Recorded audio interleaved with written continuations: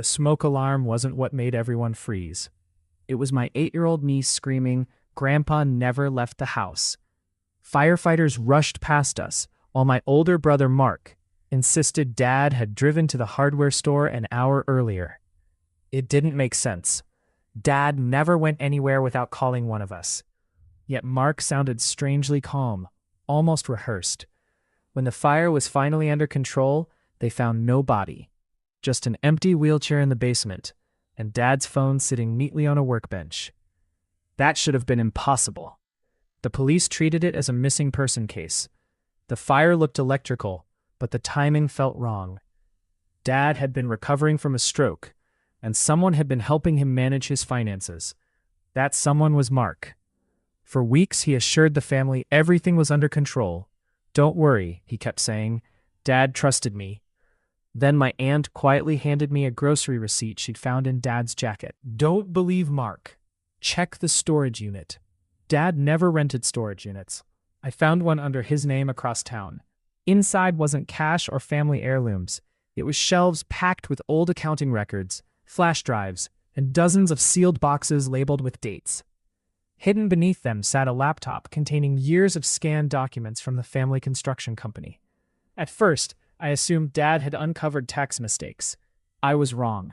The files showed millions of dollars quietly disappearing through fake subcontractors. Every transfer had been approved digitally by Mark. But another signature appeared again and again. My sister, Emily.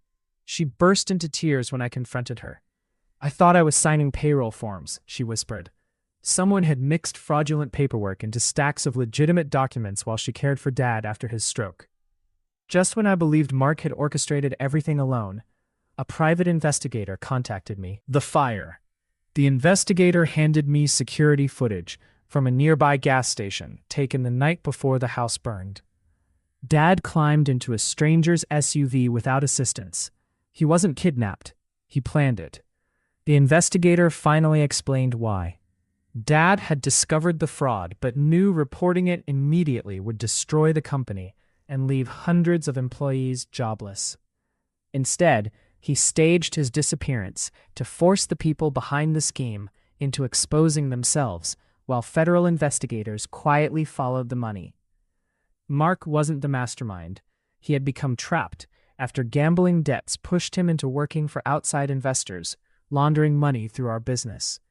The real architect was our trusted chief financial officer, Linda, who had worked beside Dad for 22 years. She had manipulated everyone. Mark, Emily, even me.